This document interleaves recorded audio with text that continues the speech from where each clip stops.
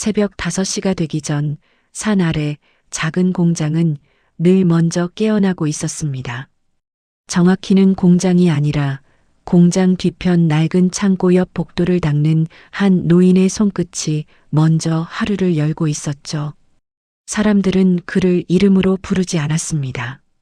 누구도 그의 이름을 알지 못했고 정작 그 자신도 자신의 이름을 기억해내지 못하고 있었습니다.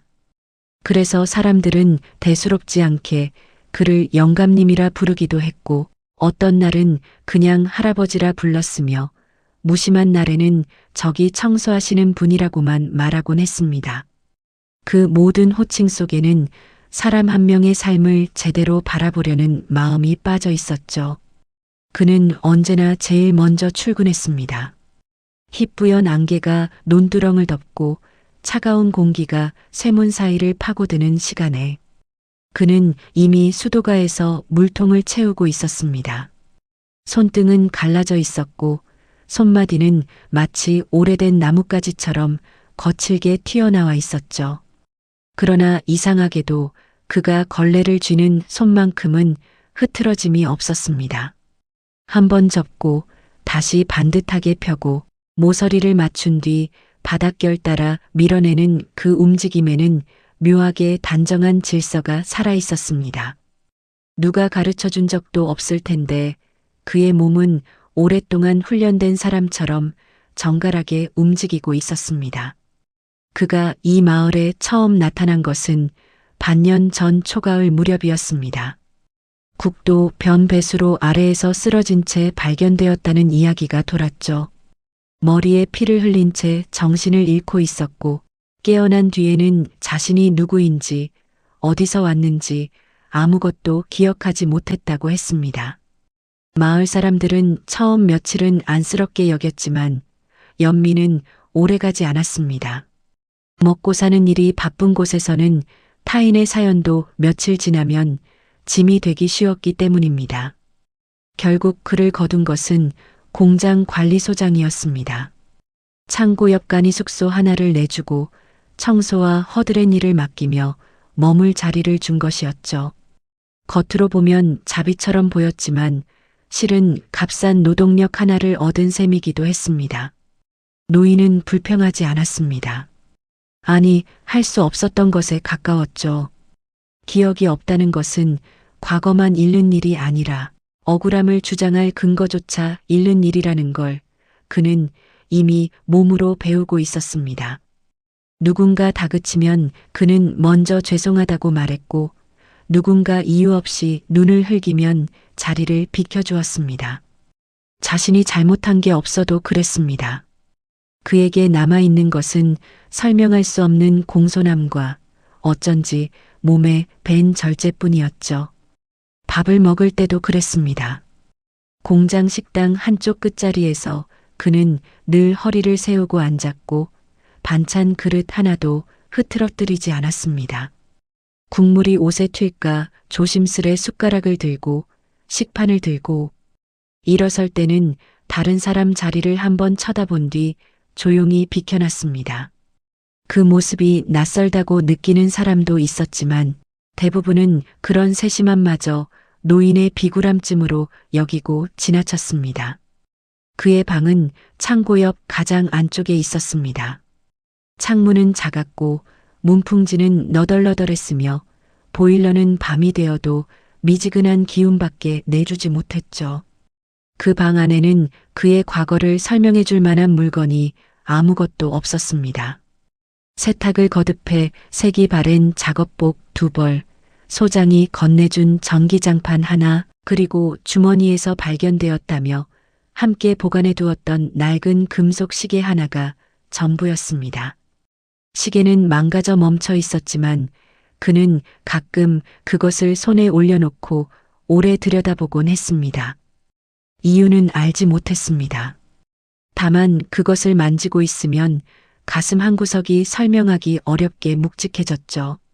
마치 누군가를 기다리는 사람처럼 혹은 아주 오래전 자신이 잃어버린 시간을 더듬는 사람처럼 말입니다. 그날도 그는 평소처럼 긴 복도를 닦고 있었습니다.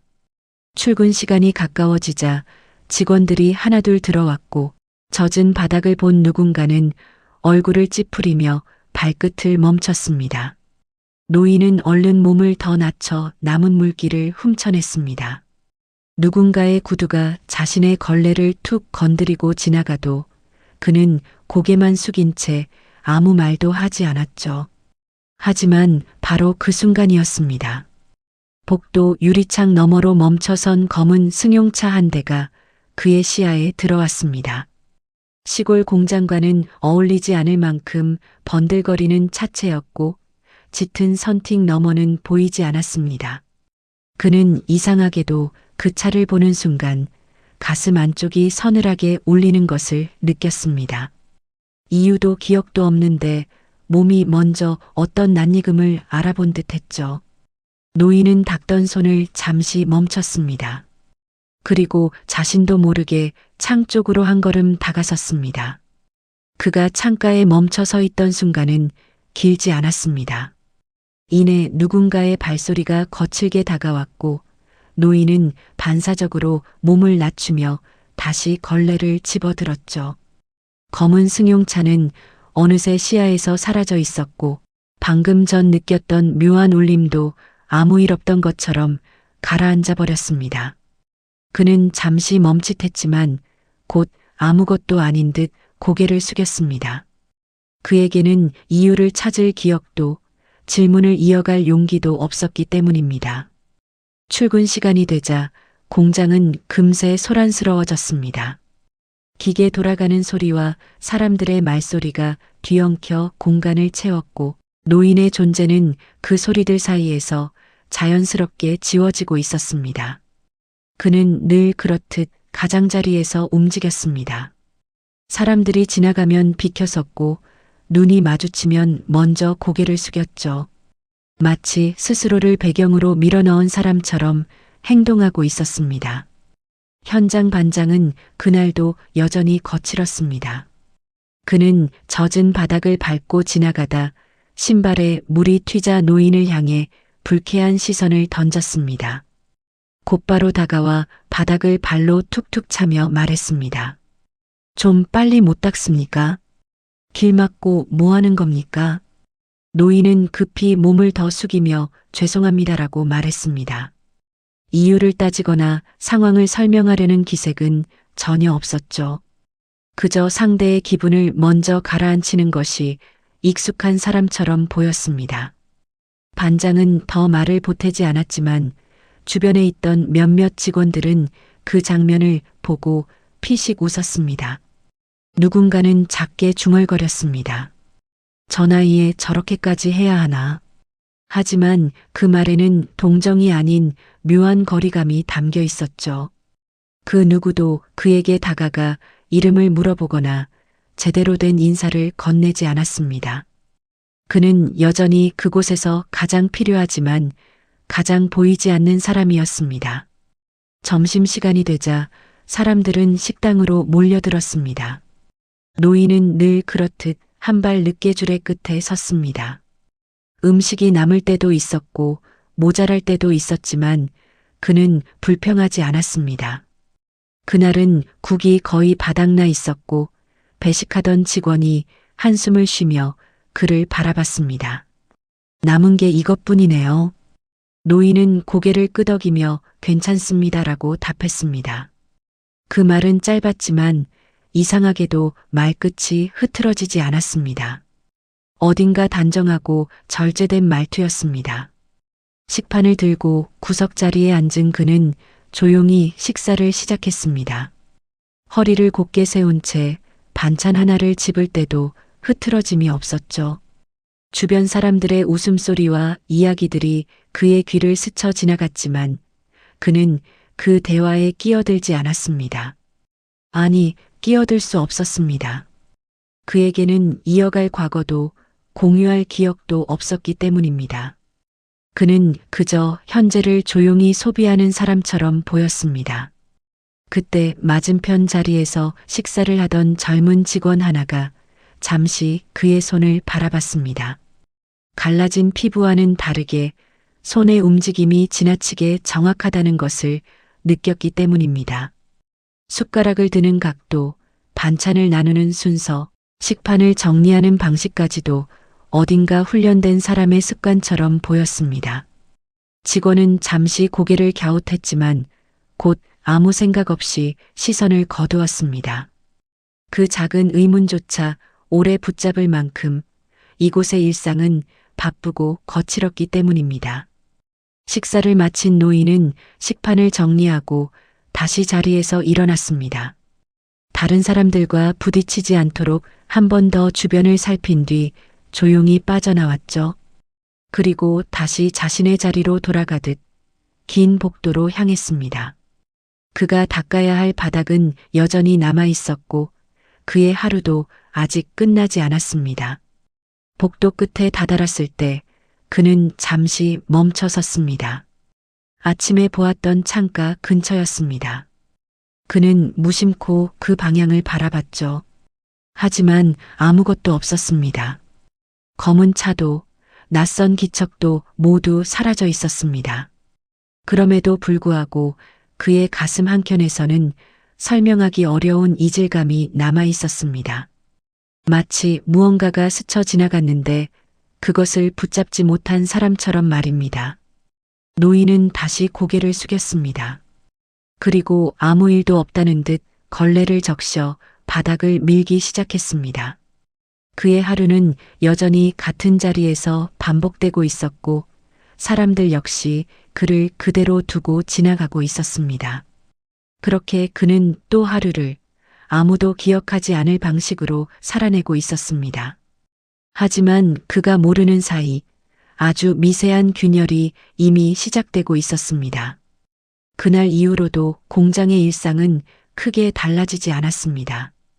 기계는 여전히 같은 속도로 돌아갔고 사람들은 여전히 바쁘고 거칠게 하루를 흘려보내고 있었죠. 그리고 그 속에서 노인은 변함없이 바닥을 닦고 물건을 정리하며 자신의 자리를 지키고 있었습니다. 겉으로 보면 아무 일도 일어나지 않은 것처럼 보였지만 아주 작은 변화가 서서히 사람들 사이에서 번져가고 있었습니다. 처음 그것을 눈치챈 것은 생산팀의 한 직원이었습니다. 그는 야간 근무를 마치고 퇴근하던 중 창고 앞에 가지런히 정리된 자재들을 발견했죠. 평소라면 뒤섞여 있어도 이상하지 않을 박스들이 규격에 맞춘 것처럼 반듯하게 쌓여 있었고 바코드가 모두 같은 방향을 향하고 있었습니다. 단순한 정리라고 보기에는 지나치게 정확한 배열이었습니다. 그는 잠시 발걸음을 멈추고 그 광경을 바라보다가 무심코 중얼거렸습니다. 누가 이렇게까지 해놨지. 그날 이후로 비슷한 일들이 반복되었습니다. 작업대 위에 놓인 공구들이 일정한 간격으로 정렬되어 있었고 서류 더미는 종류별로 나뉘어 깔끔하게 묶여 있었습니다. 심지어 쓰레기통 옆에 놓인 분리수거 봉투조차 구분이 명확하게 되어 있었죠. 사람들은 처음에는 누군가 장난처럼 해놓은 것이라 생각했지만 시간이 지날수록 그것이 의도된 정리라는 것을 느끼기 시작했습니다. 자연스럽게 시선은 한 사람에게로 향했습니다.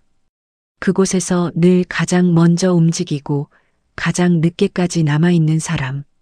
아무도 신경 쓰지 않는 공간까지 손을 대는 사람. 바로 그 노인이었습니다. 누군가는 반쯤 농담처럼 말했습니다. 저 할아버지, 그냥 청소부는 아닌 것 같지 않습니까? 또 다른 누군가는 웃으며 받아쳤습니다. 무슨 대기업 사장이라도 되셨던 분 같습니까? 그 말에 주변에서는 가벼운 웃음이 터져 나왔습니다. 하지만 그 웃음은 오래가지 않았습니다. 웃음 뒤에 남은 것은 설명되지 않는 어색함이었기 때문입니다. 노인의 행동은 단순한 성실함으로 치부하기에는 어딘가 달랐습니다. 그는 일을 할 때 불필요한 동작을 거의 하지 않았습니다. 걸레를 짜는 횟수, 이동하는 동선, 물건을 놓는 위치까지 모든 것이 최소한으로 계산된 것처럼 보였죠. 그리고 무엇보다 이상한 것은 그의 시선이었습니다. 그는 대부분 고개를 숙이고 있었지만 가끔 주변을 바라볼 때면 마치 전체를 한 번에 파악하는 사람처럼 시선을 움직였습니다. 그것은 단순히 눈에 보이는 것을 확인하는 시선이 아니라 공간과 사람의 흐름을 읽어내는 시선에 가까웠습니다. 그날 오후 사무실에서 작은 소동이 있었습니다. 급하게 제출해야 할 서류가 사라졌다는 것이었습니다. 담당 직원은 서랍을 뒤지고 책상 아래까지 확인했지만 찾을 수 없었죠. 점점 목소리가 높아지기 시작했고 주변 사람들도 하나둘 모여들었습니다. 공기가 점점 날카로워지고 있었습니다.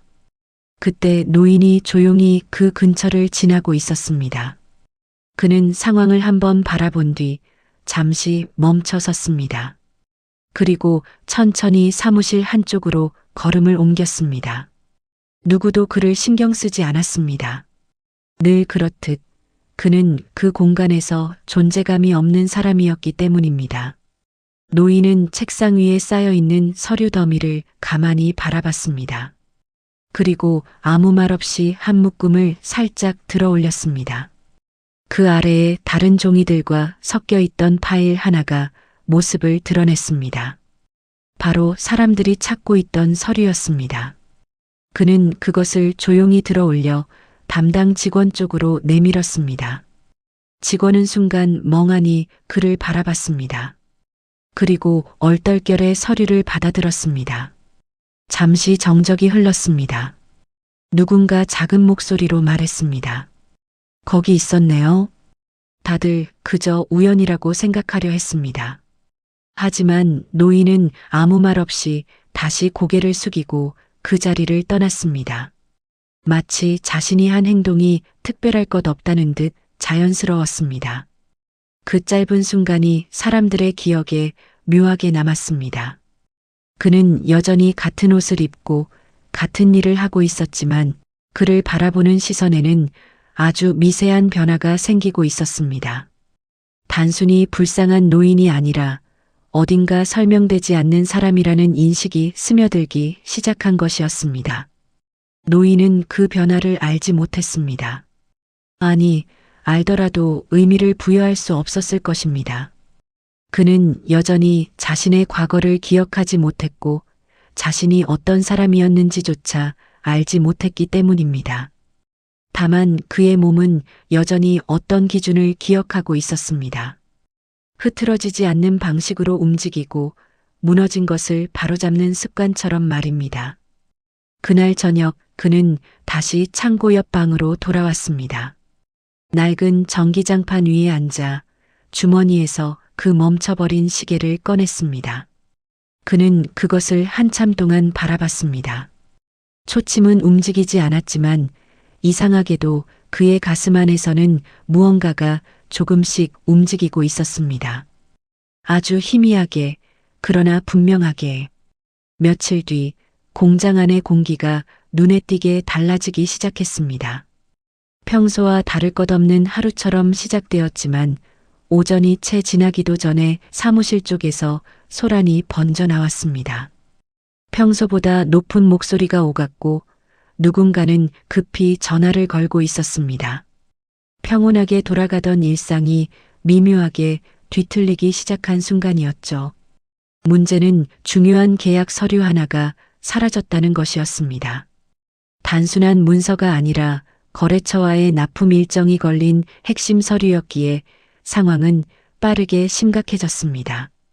담당 직원은 얼굴이 새하얗게 질린 채 계속해서 같은 서랍을 열고 닫고 있었고 주변 사람들도 하나둘 모여들어 수군거리기 시작했습니다. 누군가는 실수라고 말했고 누군가는 누가 일부러 가져간 것 아니냐며 의심을 던졌습니다. 그때 자연스럽게 한 사람의 이름 아닌 호칭이 입에 오르내리기 시작했습니다. 이름이 없는 사람, 배경이 없는 사람, 그래서 무엇을 해도 확인할 수 없는 사람. 바로 그 노인이었습니다. 현장 반장은 곧장 그를 불러 세웠습니다. 노인은 막 복도를 닦고 있던 중이었고 갑작스러운 호출에 걸레를 내려놓고 조용히 다가왔습니다. 주변 시선이 한꺼번에 그에게 쏠렸습니다. 그 시선에는 이미 결론이 담겨 있는 듯 했습니다. 그는 아무 말도 하지 않았습니다. 그저 고개를 숙인 채 서 있을 뿐이었죠. 반장은 다짜고짜 묻기 시작했습니다. 어디서 건드렸습니까? 아까 사무실 근처에 있었죠. 노인은 잠시 고개를 들었다가 다시 숙였습니다. 그리고 아닙니다라고 짧게 말했습니다. 그 말은 작았지만 분명했고 떨림은 없었습니다. 하지만 그 확신은 누구에게도 전달되지 않았습니다. 사람들은 이미 의심이라는 방향을 정해놓은 상태였기 때문입니다. 누군가는 뒤에서 중얼거렸습니다. 기억도 없다면서 뭘 믿습니까? 또 다른 누군가는 고개를 끄덕이며 맞장구를 쳤습니다. 그 말들은 점점 더 굳어져 하나의 분위기가 되어갔습니다. 설명할 수 없는 사람은 의심받기 쉽다는 사실이 그 자리에서 너무도 자연스럽게 증명되고 있었습니다. 노인은 아무 말도 하지 않았습니다. 변명하지도 않았고 억울함을 드러내지도 않았습니다. 다만 그의 손이 미세하게 떨리고 있었습니다. 그 떨림은 두려움 때문만은 아니었습니다. 설명할 수 없는 어떤 감각이 그의 안에서 흔들리고 있었기 때문입니다. 낯선 상황인데도 어딘가 익숙한 압박감이었습니다. 누군가에게 판단받고 검증당하고 결과를 요구받는 순간의 무게를 그의 몸이 기억하고 있는 듯 했습니다. 반장은 결국 그의 팔을 거칠게 잡아 끌었습니다. 그리고 사무실 한가운데로 데려갔습니다. 사람들은 원을 그리듯 둘러섰고 노인은 그 중심에 서게 되었습니다. 시선이 사방에서 꽂히고 있었습니다. 그 시선들은 질문이 아니라 이미 확신에 가까운 것이었죠. 그 순간 노인의 머릿속에 무언가 번쩍이는 장면이 스쳐 지나갔습니다. 긴 테이블, 정장을 입은 사람들, 그리고 그들을 바라보며 말을 하던 한 남자의 모습. 그 남자는 고개를 들고 있었고 누구도 함부로 말을 끊지 못하는 분위기 속에 서 있었습니다. 이상하게도 그 장면 속 남자의 시선과 지금 자신의 시선이 겹쳐지는 느낌이 들었습니다. 노인은 순간 숨을 멈춘 듯 서 있었습니다.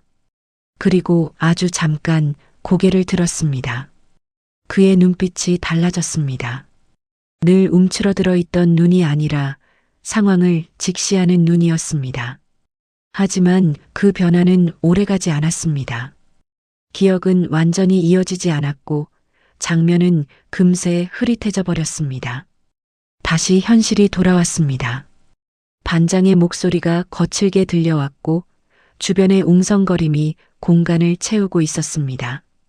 노인은 다시 고개를 숙였습니다.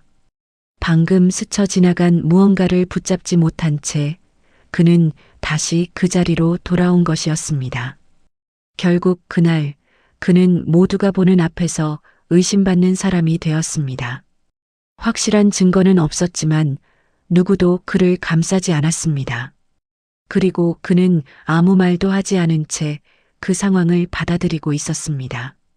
하지만 그날의 떨림은 이전과 달랐습니다. 단순한 두려움이 아니라 무언가가 깨어나려는 신호처럼 느껴지고 있었습니다. 그의 안에 남아있던 조각들이 아주 천천히 그러나 분명하게 움직이기 시작하고 있었습니다. 그는 다시 걸레를 들었습니다. 그리고 아무 일도 없다는 듯 바닥을 닦기 시작했습니다. 하지만 그의 손끝은 이전과 완전히 같지 않았습니다. 아주 미세하게 그러나 분명하게 달라지고 있었습니다. 그날 밤 노인은 좀처럼 눈을 감을 수 없었습니다. 낮 동안 억눌러 두었던 불안과 흔들림이 어둠 속에서 다시 살아나고 있었기 때문입니다. 좁은 방 안에는 전기장판이 내뿜는 미지근한 열기만 감돌고 있었지만 그의 등줄기에는 식은땀이 서서히 번지고 있었습니다.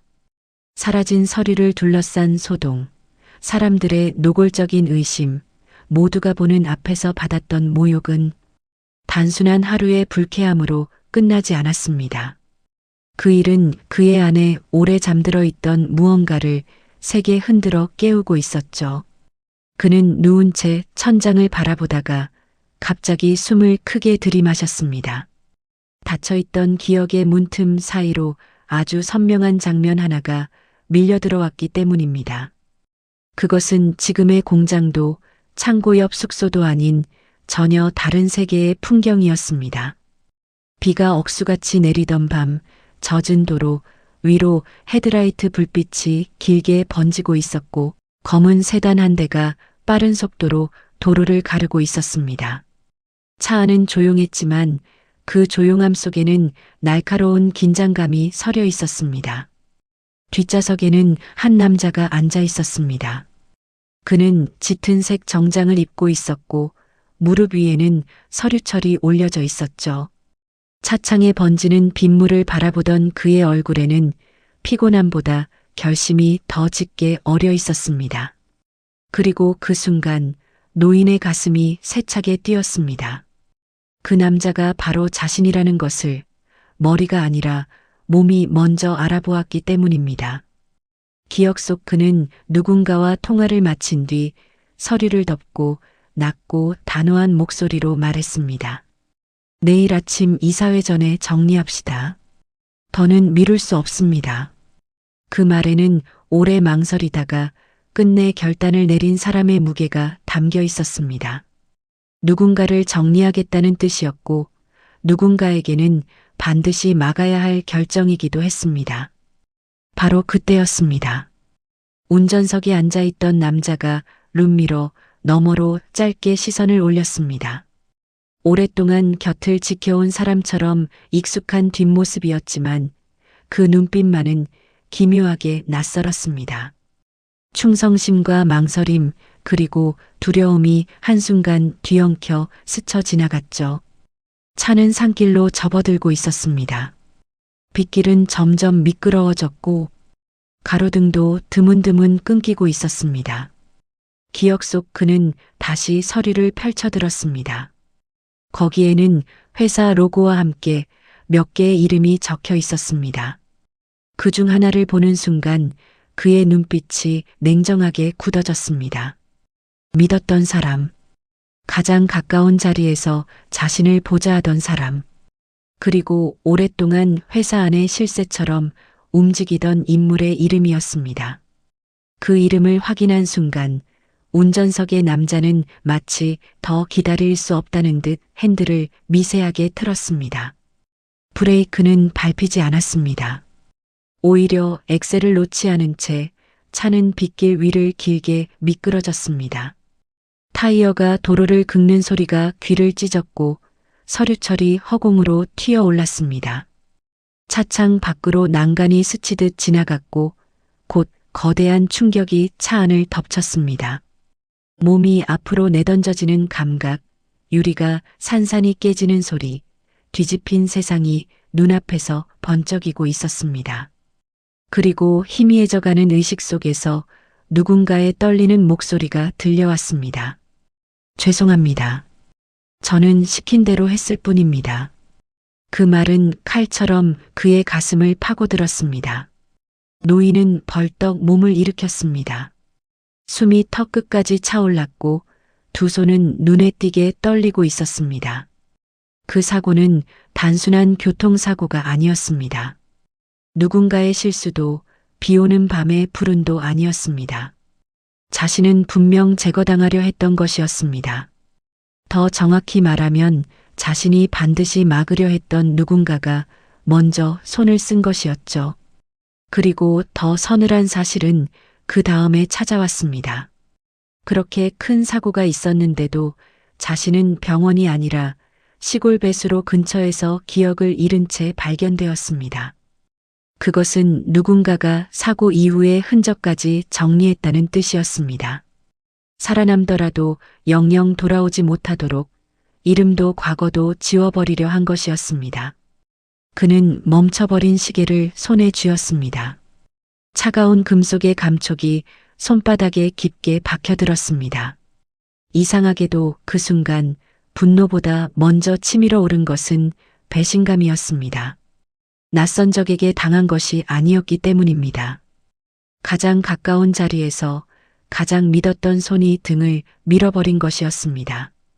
기억을 잃은 채 가장 낮은 곳에서 사람들의 멸시를 견디며 살아온 시간들이 한순간에 다른 의미를 갖기 시작했습니다. 그것은 추락이 아니라 누군가가 계획한 제거의 결과였던 것입니다. 하지만 그의 눈빛은 무너지지 않았습니다. 오히려 처음으로 또렷하게 가라앉고 있었습니다. 자신을 이렇게 만든 사람을 이제야 어렴풋이 알게 되었기 때문입니다. 아직 이름은 완전히 떠오르지 않았지만 방향은 분명했습니다. 사고를 만든 사람, 자신을 사라진 사람으로 처리한 사람, 그리고 지금도 회사 어딘가에서 아무 일 없었다는 듯 웃고 있을 사람. 그 사람은 반드시 대가를 치르게 될 것이었습니다. 그날 밤 노인은 다시 눕지 않았습니다. 좁은 방 안에 앉아 날이 밝아오는 소리를 조용히 듣고 있었죠. 그의 얼굴에는 더 이상 막막함만 남아있지 않았습니다. 잃어버린 과거를 되찾는 사람의 눈빛과 자신을 밀어낸 자를 끝내 마주할 사람의 결심이 서서히 자리 잡고 있었습니다. 그리고 다음 날 아침 검은 차량들이 공장 앞으로 들어오기 시작했습니다. 아침 공기는 유난히 무겁게 가라앉아 있었습니다. 평소와 다르지 않은 출근 시간이었지만 공장 안에는 설명하기 어려운 긴장감이 서서히 퍼지고 있었죠. 사람들은 이유를 알지 못한 채 서로의 눈치를 살피고 있었고 기계 소리마저 어딘가 둔하게 들리는 듯 했습니다. 그때였습니다. 공장 입구 쪽에서 갑작스러운 소란이 일어났습니다. 검은 차량들이 줄지어 멈춰 섰고 정장을 입은 사람들이 빠르게 내리기 시작했습니다. 그들의 움직임은 군더더기 없이 정확했고 시선은 한 방향으로 집중되어 있었습니다. 단순한 방문이 아니라 목표를 정해두고 움직이는 사람들의 태도였습니다. 현장 반장은 당황한 표정으로 입구 쪽으로 달려갔습니다. 그는 상황을 파악하려 했지만 상대는 그를 상대할 생각이 없는 듯 보였습니다. 정장을 입은 남자는 짧게 고개만 끄덕이며 안으로 들어섰습니다. 허락을 구하는 태도가 아니라 이미 권한을 가진 사람의 움직임이었습니다. 공장 안의 시선들이 그들을 따라 움직이기 시작했습니다. 그때 복도 끝에서 걸레를 들고 있던 노인의 손이 멈췄습니다. 그는 고개를 들었습니다. 어젯밤 머릿속에서 되살아난 장면들이 아직도 선명하게 남아 있었습니다. 빗길 위에서 미끄러지던 차, 브레이크가 밟히지 않던 그 순간, 그리고 마지막에 들려왔던 목소리. 시킨 대로 했을 뿐입니다. 그 말은 단순한 변명이 아니었습니다. 그 뒤에 더 큰 누군가가 있다는 의미였습니다. 노인의 시선이 천천히 정장을 입은 사람들에게로 향했습니다. 그 순간 그의 눈빛은 더 이상 이전의 그것이 아니었습니다. 늘 움츠러들고 피하던 눈이 아니라 상황을 읽고 판단하는 사람의 눈이었습니다. 누가 위에 있고 누가 아래에 있는지, 누가 무엇을 숨기고 있는지 가늠하려는 시선이었습니다. 그는 아주 천천히 허리를 펴기 시작했습니다. 그 움직임은 작았지만 분명한 변화였습니다. 정장을 입은 사람들 중 한 명이 복도 입구에 멈춰 섰습니다. 그리고 주변을 빠르게 훑어봤습니다. 그의 눈빛은 날카로웠고 무언가를 확인하려는 듯 집중되어 있었습니다. 그 시선이 하나의 방향으로 좁혀지기 시작했습니다. 그리고 결국 한 지점에서 멈췄습니다. 걸레를 들고 서 있는 노인이었습니다. 정장은 잠시 숨을 멈춘 듯 서 있었습니다. 그리고 아주 미세하게 눈이 흔들렸습니다. 찾던 대상을 발견한 사람의 반응이었습니다. 그는 뒤에 있던 사람에게 작게 신호를 보냈습니다. 공간이 조용해졌습니다. 주변 사람들은 아무것도 모른 채 그 장면을 지켜보고 있었습니다. 하지만 본능적으로 느끼고 있었습니다.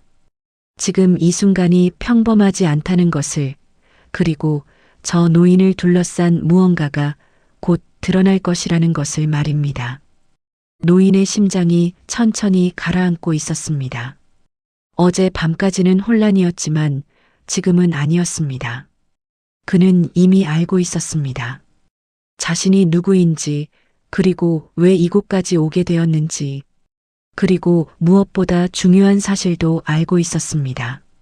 자신을 죽이려 했던 사람이 아직 끝나지 않았다는 것. 그는 한 걸음 앞으로 나섰습니다.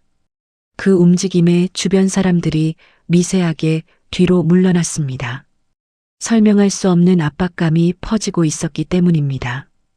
같은 사람이 맞는지 의심이 들 정도로 그의 존재감이 달라지고 있었습니다. 정장을 입은 남자가 고개를 숙이기 직전 노인은 그를 먼저 바라봤습니다. 그 눈빛에는 질문이 없었습니다.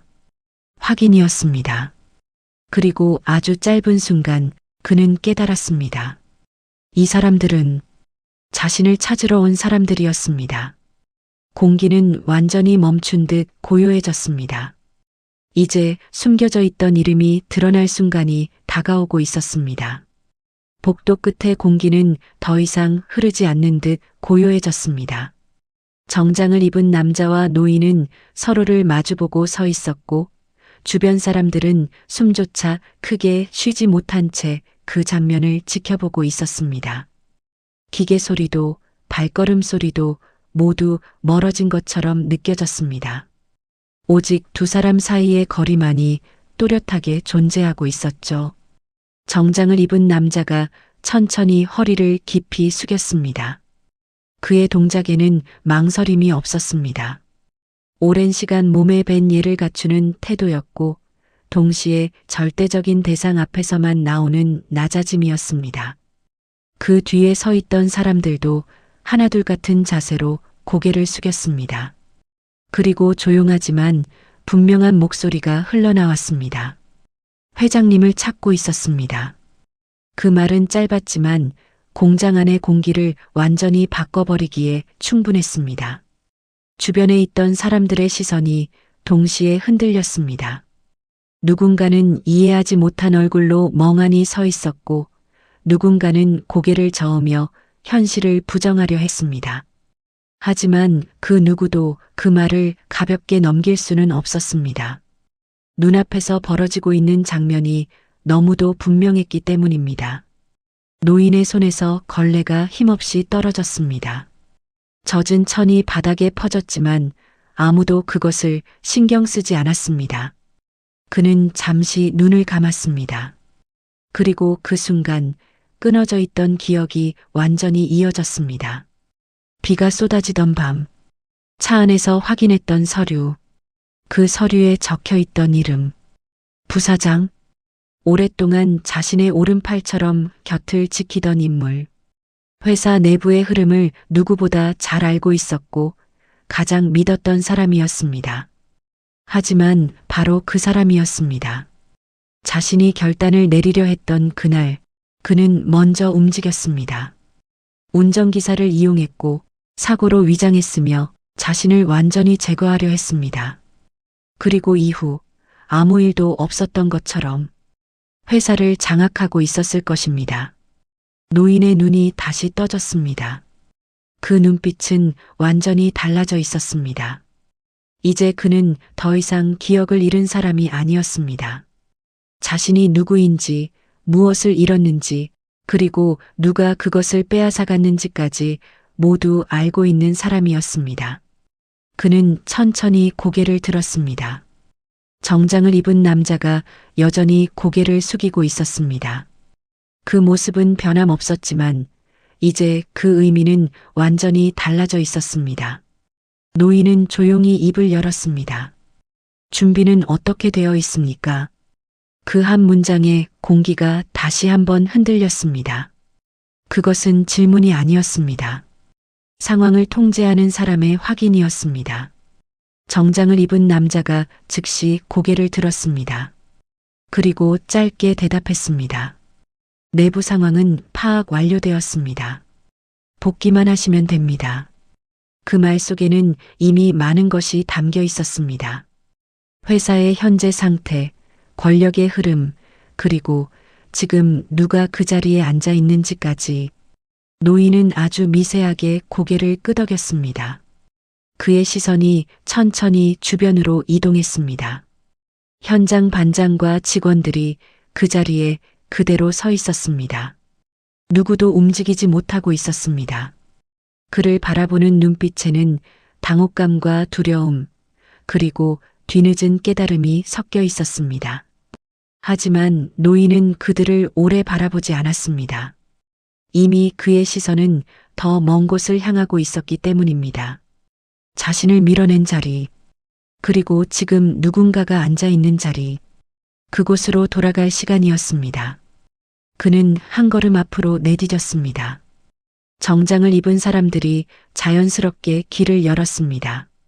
그 순간 그는 더 이상 공장의 청소부가 아니었습니다. 모든 것을 되찾은 사람, 그리고 이제 모든 것을 되돌려 놓으려는 사람이었습니다. 그리고 무엇보다 배신을 끝내 마주하러 가는 사람이었습니다. 그가 공장을 나선 뒤 세상은 아무 일도 없었다는 듯 다시 움직이기 시작하고 있었습니다. 사람들은 여전히 출근을 했고 기계는 같은 속도로 돌아갔으며 도시 역시 평소와 다름없이 바쁘게 흘러가고 있었습니다. 하지만 단 하나 결코 이전으로 돌아갈 수 없는 것이 있었습니다. 그의 자리였습니다.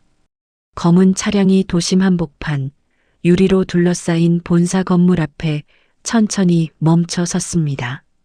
건물은 여전히 위압적인 모습으로 서 있었고 반사되는 햇빛은 눈이 부실 만큼 차가웠습니다.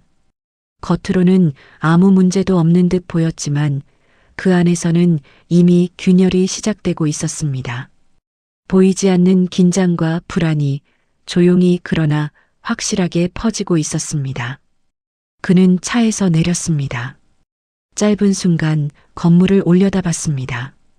익숙한 공간이었습니다. 하지만 그 안에 담긴 시간은 결코 가볍지 않았습니다. 그는 아무 말 없이 안으로 걸어 들어갔습니다. 로비의 공기가 순간 굳어졌습니다. 직원들의 시선이 하나둘 그에게로 향했습니다. 처음에는 낯선 사람을 바라보는 눈이었지만 곧 누군가는 눈을 크게 떴고 누군가는 손에 들고 있던 서류를 떨어뜨릴 뻔했습니다. 사라졌던 사람이 돌아온 것이었습니다. 그는 멈추지 않았습니다. 엘리베이터로 향했고 가장 높은 층의 버튼을 눌렀습니다. 엘리베이터 안은 조용했지만 그 안에 서 있는 사람들의 숨소리는 유난히 크게 들리고 있었습니다. 문이 열렸습니다. 긴 복도가 펼쳐졌고 그 끝에는 회의실이 있었습니다. 이미 사람들이 모여 있었습니다. 그리고 그 중심에는 한 사람이 앉아 있었습니다. 부사장이었습니다.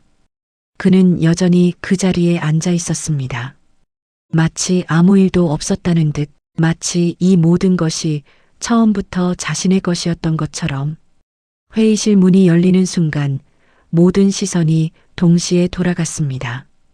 그리고 그 순간 시간이 멈춘 듯 고요해졌습니다. 부사장의 얼굴이 굳어졌습니다. 그는 자리에서 일어나지 못했습니다.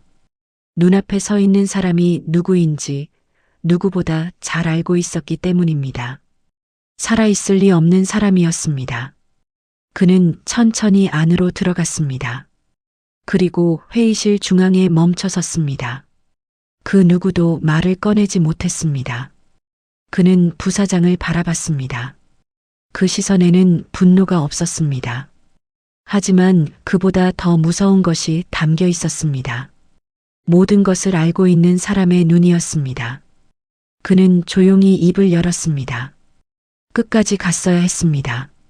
그 말은 짧았지만 회의실 전체를 무겁게 짓눌렀습니다. 부사장의 입술이 떨렸습니다. 변명하려 했지만 아무 말도 나오지 않았습니다. 이미 끝났다는 것을 알고 있었기 때문입니다. 그때 뒤쪽에서 정장을 입은 사람들이 앞으로 나섰습니다. 그리고 조용히 서류를 테이블 위에 내려놓았습니다. 사고 기록, 통화 내역, 자금 흐름, 그리고 그 위에 내부 감사 보고서까지 겹쳐졌습니다. 그는 시선을 그 서류 위에 한번 떨구었습니다. 이미 알고 있는 사실이었지만 그것이 공식적으로 드러나는 순간은 또 다른 의미를 가지고 있었습니다. 부사장은 더 이상 고개를 들지 못했습니다. 그 순간 또 하나의 이름이 언급되었습니다. 공장. 노인의 시선이 아주 미세하게 움직였습니다. 이어지는 보고에는 그 공장에서 벌어졌던 일들이 포함되어 있었습니다. 노인을 향한 지속적인 모욕, 부당한 노동 환경, 그리고 관리자의 폭언과 갑질까지. 그는 아무 말도 하지 않았습니다. 하지만 그 침묵은 결코 가벼운 것이 아니었습니다. 그는 천천히 시선을 들어 회의실에 앉아 있는 임원들을 바라봤습니다. 그리고 조용히 말했습니다. 그 공장 전면 감사하십시오. 회의실 안의 공기가 다시 한번 얼어붙었습니다.